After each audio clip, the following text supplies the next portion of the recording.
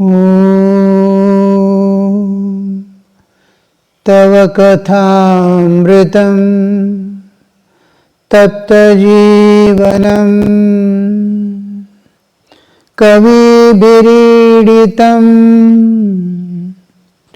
Kalmashapaham Shravanamangalam Srimadatam Bhuvi Grananti Bhurida Jana Bhuvi Grananti Bhurida Jana.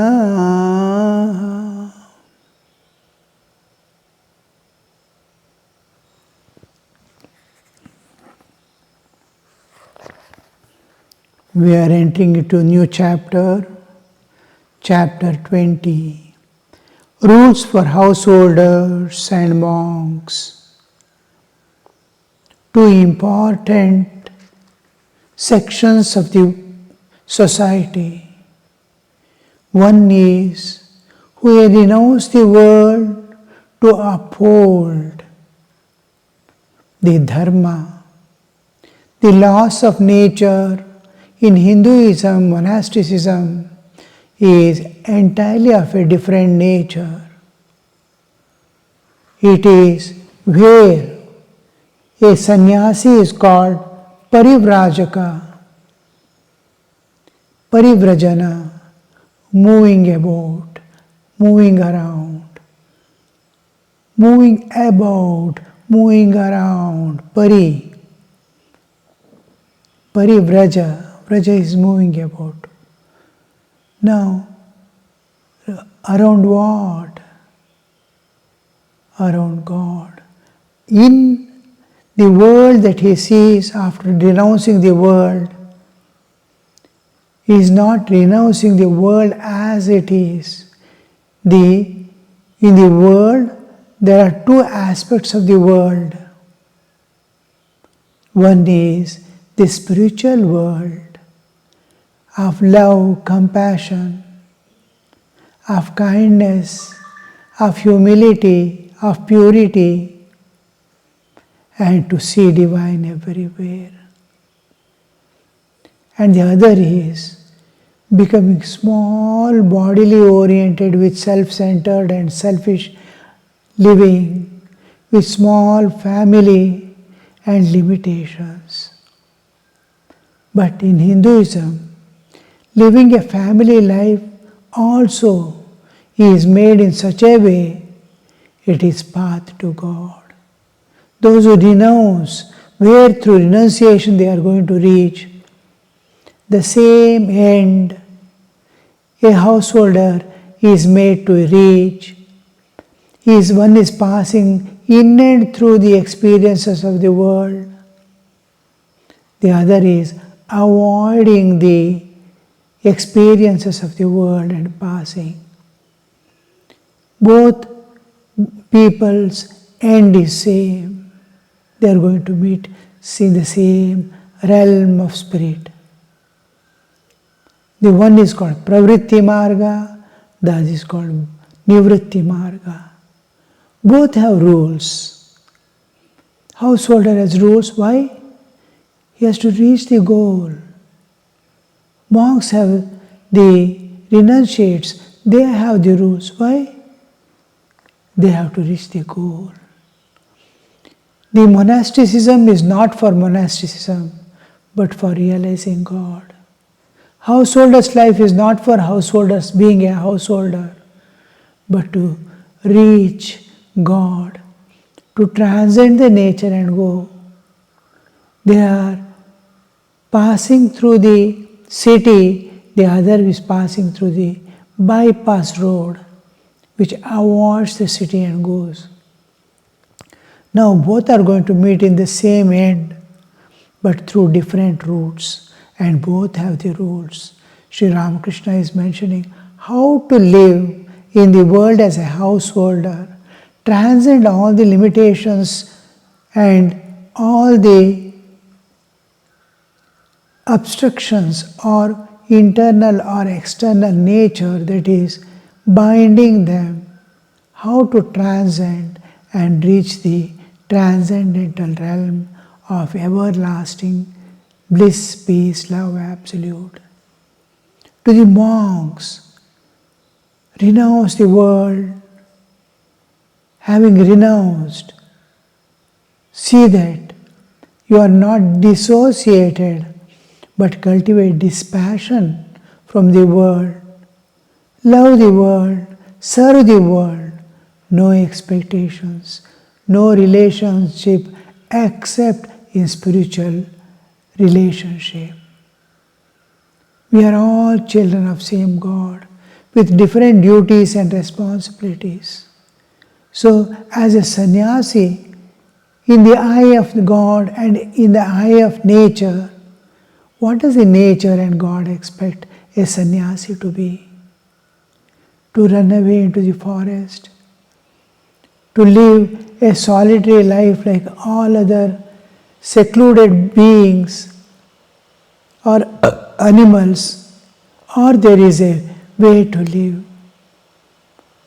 Is it ascetic life of leaving everything and entering a cave and going in the morning in search of the roots and fruits, whatever is available, and spend the day in thinking that he is thinking of divine?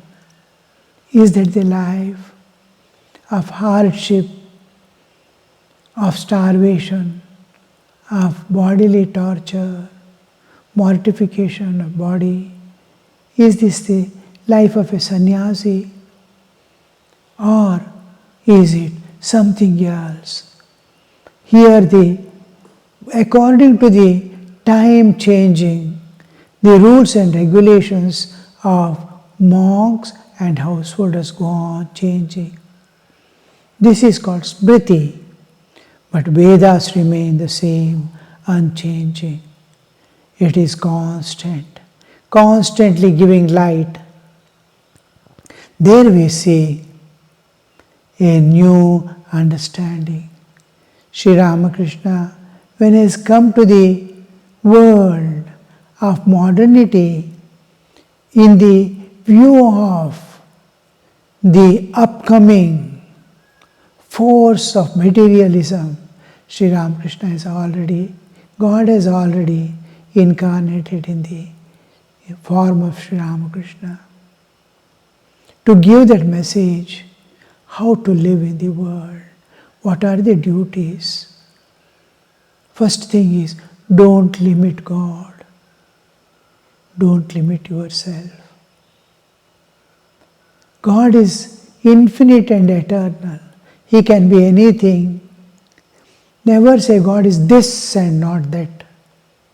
He can be anything. Whoever has realized God in any form, any time in the history of human existence, can be realized by another human with the same effect, with the same experience, with the same result. So this is, don't limit God. Accept all aspects. If you want, go in that path and see. Ultimately there will be one. Sri Ramakrishna says, I have gone through. You won't be able to go through. I have gone through all aspects of sadhana, all paths leading to God, and I have seen one end reaching. They are as if different paths or different ways to reach the summit of a mountain, huge mountain. Its base is thousands of miles wide, and people are standing at different levels, at different directions, seeing the same paramount. And each is trying to climb. No two paths may match, but when they reach, it will be the summit of the mountain. Sri Ramakrishna went through all and found. So he said, don't limit God. Don't limit yourself. Don't limit yourself to the bodily level, to the mental level, to the intellect levels like scientists, to the level of eating, drinking and worldly life, nor of any limitations regarding your capabilities and possibilities. You have infinite potential within you because you are divine within. Manifest that divinity and the infinite potentials will start working through. This one thing and live a holy life on this earth. Live a holy life. Holy life is to live in tune with nature and in tune with God. Extreme modernity now, extreme materializing, we are seeing a world of enjoyments everywhere, where enjoyment is available. Body is kept for enjoyment. Bhoga Jagat, Bhoga Sharira, a person is seeing. But he is divine. He is putting on the garment of an enjoyer and looking at the world as object of enjoyment. This is artificial and this is delusion. The ocean of bliss is within. Droplets, it looks like droplets of ananda, but it is sense pleasures. Senses are far away from your existence, bodily existence, gross level.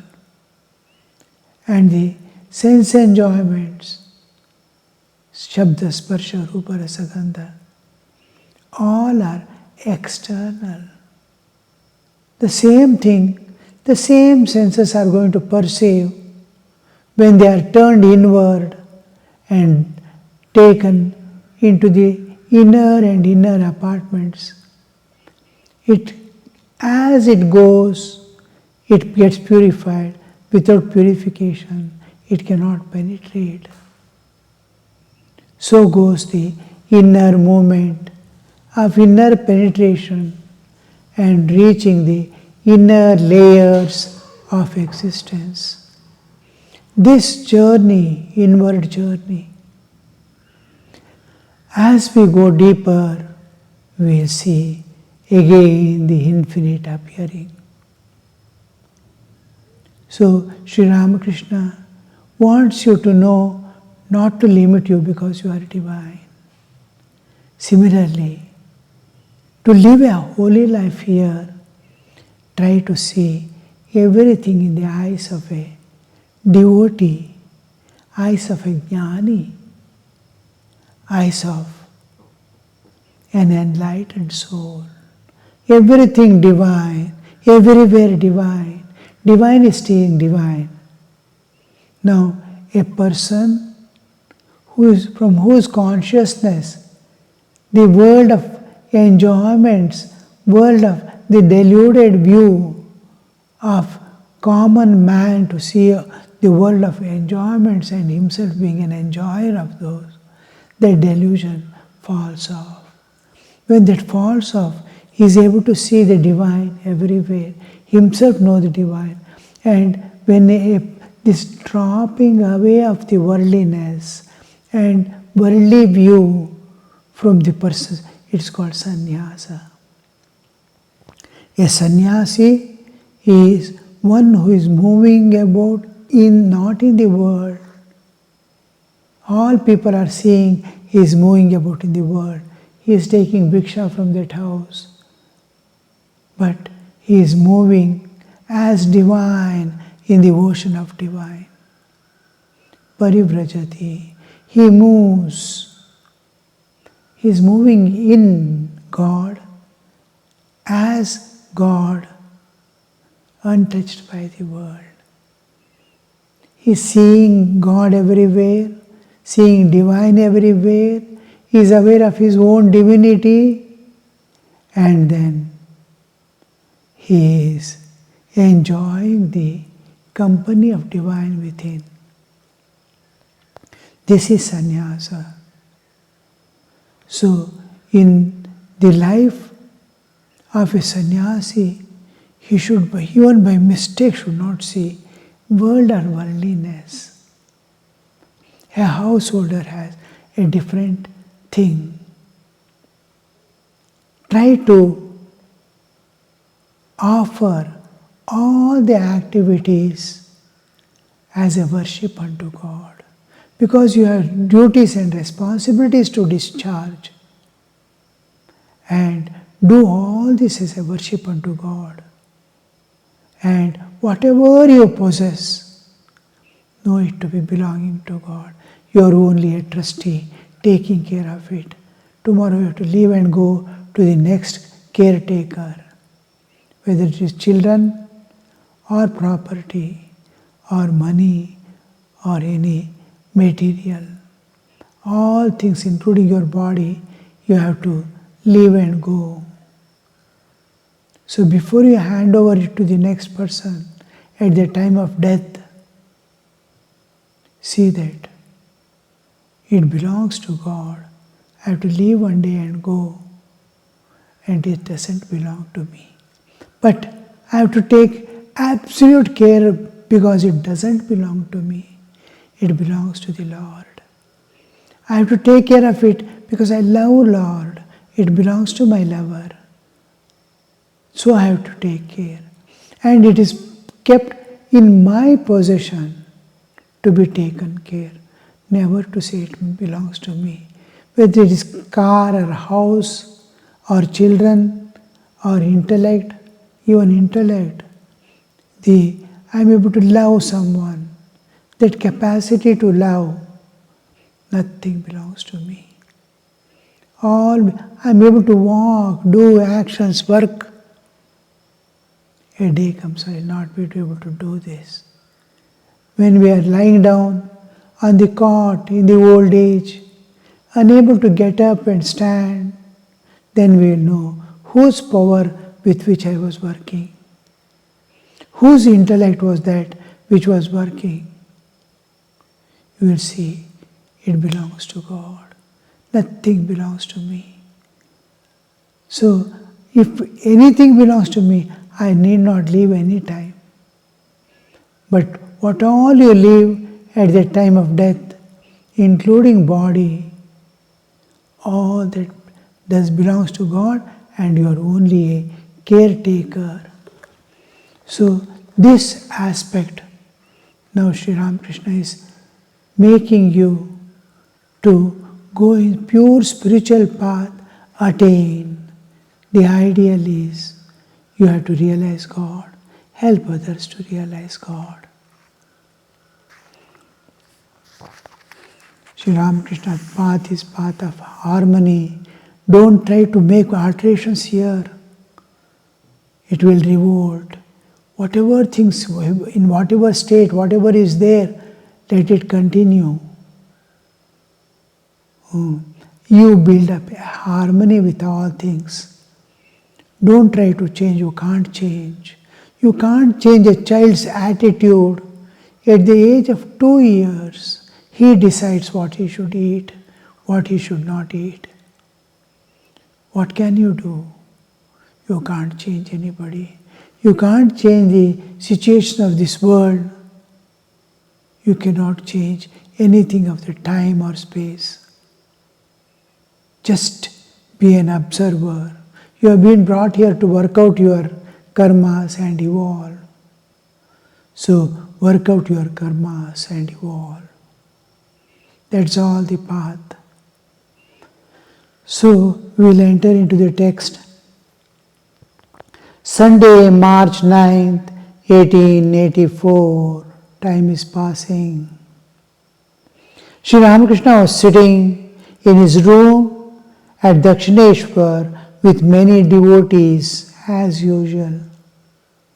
Among them were Mani Malik, Mahendranath Kaviraj, Balram, Yam, Bhavanath, Rakha, Latu and Harish. The master's injured arm was in a splint. In spite of the injury, he was constantly absorbed in samadhi or instructing the devotees. Mani Malik and Bhavanath referred to the exhibition which was then being held near the Asiatic Museum. They said, "Many Maharajas have sent precious articles to the exhibition, gold couches and the like. It is worth seeing." Master, they are describing of a exhibition that is going on in those days, 1800, and Britishers are ruling a different world they are seeing, and exhibitions are being conducted. Even earlier, the satras, even from Vedic times, there used to be satras, place where the educated people meet, the enlightened people meet to discuss their experiences and give knowledge to others who have gathered there. And many things, what they can do, what they try to do, like yogasanas, the way in which they transcend the nature, the path, various paths to God, all will be discussed. What exactly is the form of God? How the formless becomes form? All these discussions will go on among the scholars. In that, enlightened people also will be there to clarify the doubts of the people who are on the path to enlightenment. Others who are still not yet come to the level of doing sadhana, what to tell them? Tell them about Puranas, stories of the earlier people, how they lived, how they achieved, so that they will get the taste of going in that path and serve. So all people had one aim in life, is to earn knowledge, jnana, and to work for the welfare of all.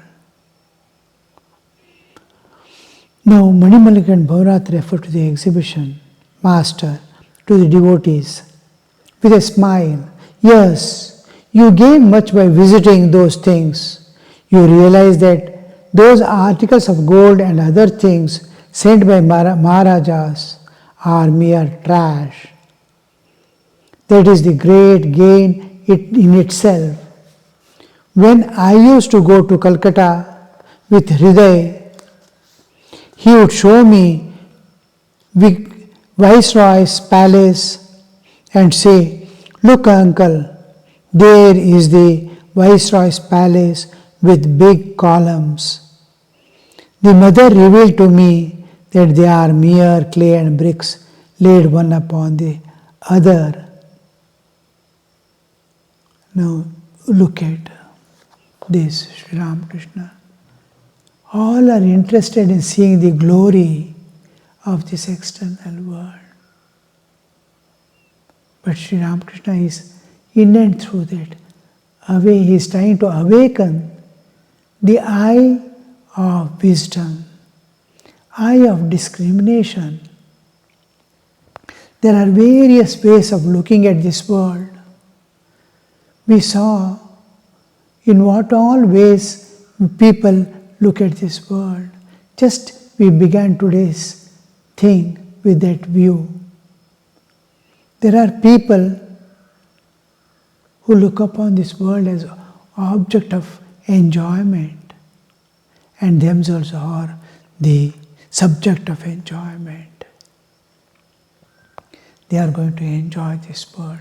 They will be searching for, where can I get enjoyment? Where can I enjoy? This I can do.